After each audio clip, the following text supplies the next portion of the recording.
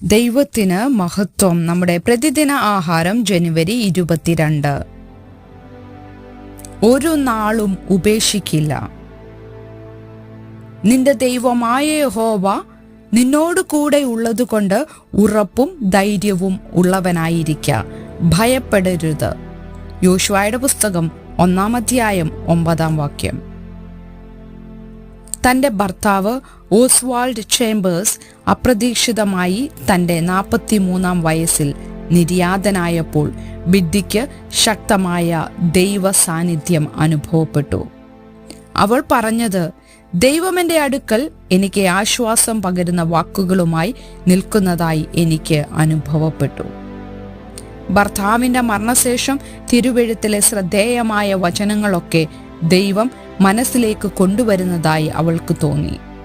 Oswald യുദ്ധമുഖരിതമായിരുന്ന പാലസ്തീനിലൂടെ യാത്ര ചെയ്ത സമയത്ത് അവൾക്ക് ഉറപ്പും സമാധാനവും നൽകിയ ഒരു ഭാഗമായിരുന്നു യോശുവയുടെ പുസ്തകം 1-ാം അധ്യായം 5-6 വാക്യങ്ങൾ.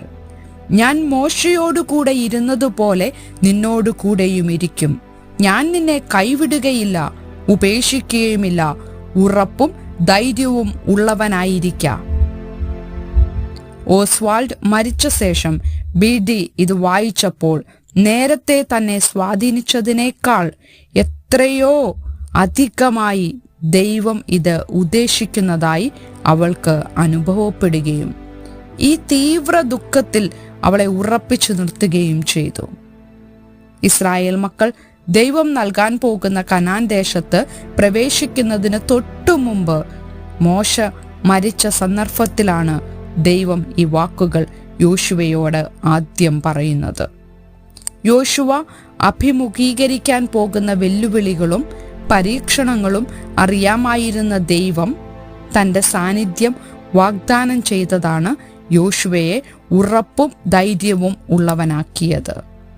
യോശുവ ദൈവത്തിൽ ആശ്രയിച്ചിരുന്നതിനാൽ ദൈവത്തിൻ്റെ കൽപ്പനകൾ പാലിച്ച് അനുസരിക്കുവാൻ കഴിഞ്ഞു. നാം പ്രിയപ്പെട്ട ഒരാളുടെ മരണമോ മറ്റേതെങ്കിലും പ്രയാസകരമായ സാഹചര്യമോ അഭിമുഖീകരിക്കുമ്പോൾ ദൈവം നമ്മെ കൈവിടില്ല എന്ന് നമുക്കറിയാം. ബിഡ്ഡിക്ക് ചേംബേഴ്സിന്റെ കാര്യത്തിലെന്ന പോലെ അവന്റെ വാക്കുകൾ നമ്മെയും ആശ്വസിപ്പിക്കുകയും നിലനിർത്തുകയും ചെയ്യും. ചിന്തിക്കുക, ദൈവം തിരുവെഴുത്തിനെ നിങ്ങൾക്ക് ജീവനുള്ളതാക്കിയതെങ്ങനെ? ദൈവിക വാഗ്ദത്തങ്ങളിൽ ചാരുവാൻ തക്കവിധം ദൈവത്തെ വിശ്വസിക്കാൻ എന്തുകൊണ്ടാണ് കഴിയുന്നത്? ദൈവത്തിന് മഹത്വം.